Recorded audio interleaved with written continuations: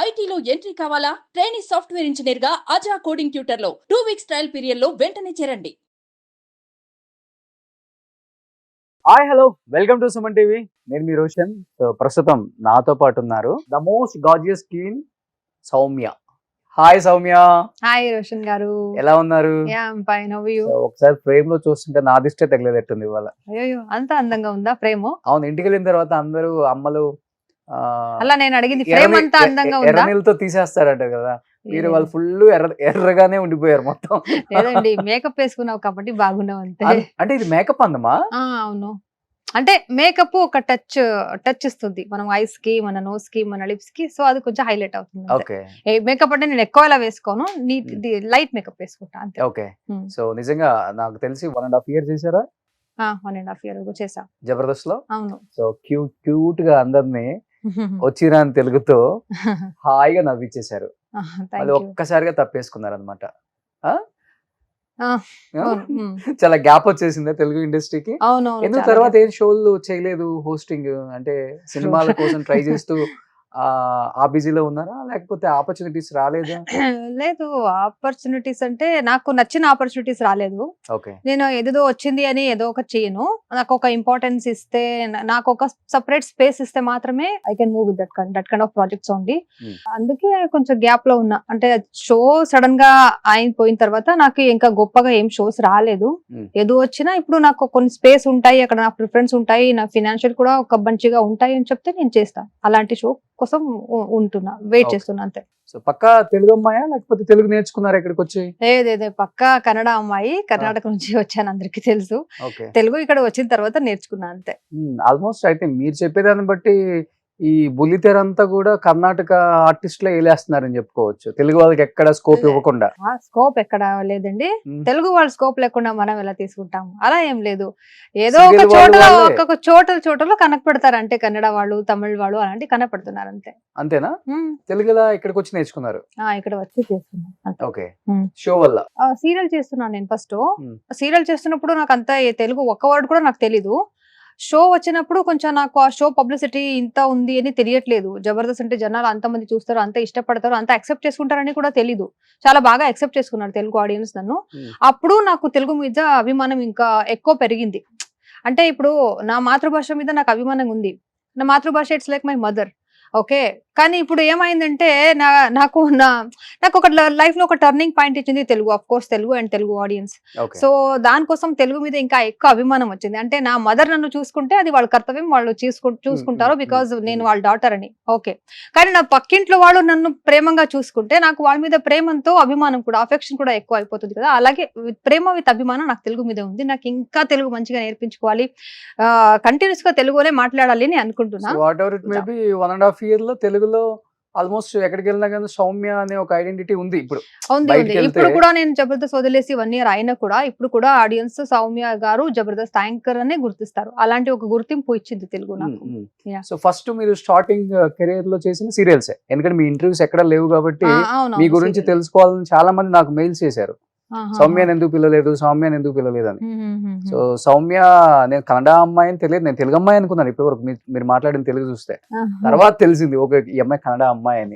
లేదు, ఇక్కడ వచ్చిన తర్వాత నేర్చుకున్నాను. స్టార్టింగ్ సీరియల్స్ మొత్తం కూడా కన్నడ సీరియల్స్ లేదు, తెలుగు సీరియల్స్ లో ఉన్నాను నేను. తమిళ సీరియల్ చేస్తున్నాను, తమిళ తెలుగు ప్యారల్ గా చేస్తున్నప్పుడు తెలుగు సీరియల్ ఉన్నప్పుడు యాంకర్ గా వచ్చింది ఆపర్చునిటీ, చేశాను. ఓకే, బిఫోర్ సీరియల్స్ ఏం చేసేవాళ్ళు?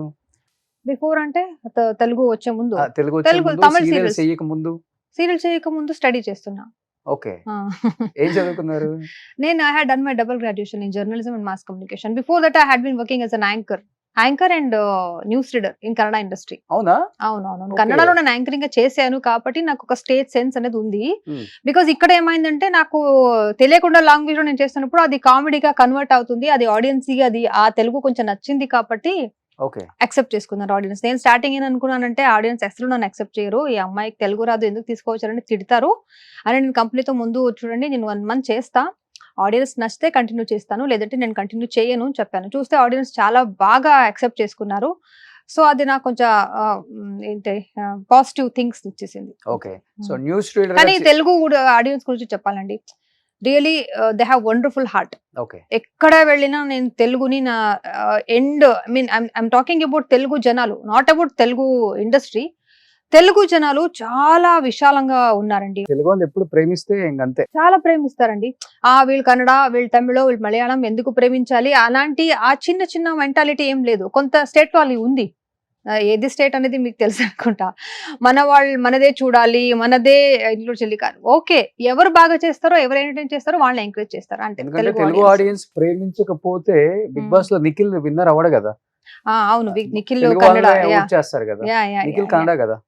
ఎగ్జాక్ట్లీ అది నిజమే. ఇక్కడ కన్నడ, తమిళ్ అది రాదు. ఇక్కడ ఎవరు మంచిగా ఎంటర్టైన్ చేస్తారు, ఎవరు హార్ట్ గెలిచారు, జనాలు హృదయాన్ని గెలిచారు, అది కదా ఇంపార్టెంట్ ఇక్కడ. సో అది వాళ్ళు చాలా బాగా యాక్సెప్ట్ చేసుకుంటారు. అలాంటిది ఏం చూడరు ఆడియన్స్. సో జబర్దస్త్ స్టేజ్ మీద మీరు ఎలా హోస్ట్ చేస్తారో చూసాం మేము. బిఫోర్ దీనికి రాక ముందు, సీరియల్స్ కి ముందు కూడా న్యూస్ రీడర్ అని చెప్పారు కాబట్టి ఒకసారి మీ అందమైన పెదాలతో న్యూస్ చదివితే ఎలా ఉంటుందో చూడాలి. నన్ను రోస్ట్ చేయనని చెప్పారు రోషన్ గారు, ఇప్పుడు స్టార్టింగ్ రోస్ట్ చేస్తున్నారు. లేదండి, నాకు కొట్టారు అని నేనే చెప్పాలి కదా. అంతే కదా, నాకు మంచిగా కొట్టారండి ఎవరో అని నేనే చెప్పాలి కదా, అలా చెప్తున్నారు. లేదు, తీసేసినప్పుడు నిజంగా హర్ట్ అయింది. 0 నుంచి వచ్చిన ఒక పర్సన్ అనుకోండి, ఒక ఎగ్జాంపుల్ గురించి చెప్తాం.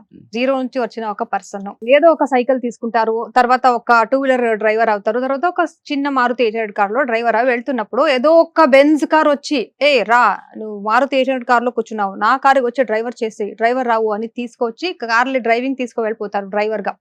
సో బెంజ్ కార్ దొరికింది అని ఆ డ్రైవర్ కూడా చాలా హ్యాపీగా, వావ్ నాకు మారుతి 800 నుంచి బెంజ్ కార్ దొరికింది అన్నట్టు చాలా హ్యాపీగా డ్రైవ్ చేసుకుని వెళ్ళిపోతారు. ఇంకా హార్డ్ వర్క్ చేస్తారు దానికోసం.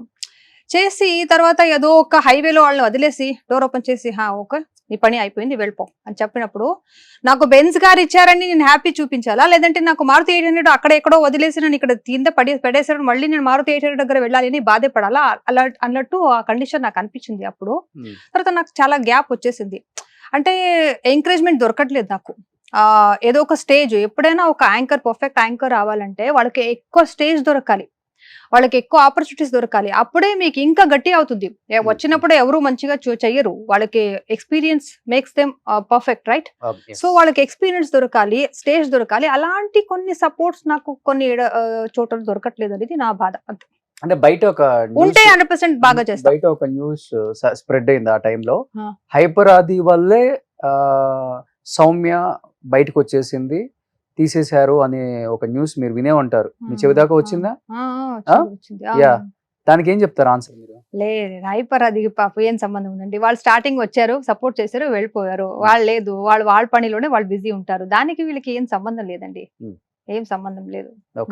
అది వాళ్ళు సపోర్ట్ చేస్తారు తప్ప ఇంకేం చెయ్యరు. వాళ్ళు ఏమన్నా మంచి ఆర్టిస్ట్ దొరికితే పాప వాళ్ళు స్టార్టింగ్ నేను ఒక షోలు వచ్చినప్పుడు వాళ్ళే వచ్చి మీ శ్రీదేవి డ్రామా కంపెనీ రండి, చాలా బాగా మాట్లాడారు, చాలా మంచి టైమింగ్ ఉంది మీది, సో మనకు చాలా నచ్చింది, మీరు తీసుకురండి అని కింద స్టేజ్ నుంచి వచ్చి వాళ్ళ డైరెక్టర్ చెప్పేసి సార్ వీళ్ళని శ్రీదేవి డ్రామా కంపెనీ తీసుకురండి, చాలా బాగా మాట్లాడారు, చాలా బోల్డ్ గా మాట్లాడారు అని చెప్పి మనకు సపోర్ట్ చేశారు. లేదు, ఒక షోలో ఫస్ట్ టైం వాళ్ళు కలిసినప్పుడు అప్పుడు అందరు ఆ రోజు ఆ షోలో కొంచెం హైలైట్ అయింది నా ఎపిసోడ్, కొంచెం మాట్లాడింది, అప్పుడు వాళ్ళే సపోర్ట్ చేశారు తప్ప దానికి దీనికి ఏం సంబంధం ఏం లేదు.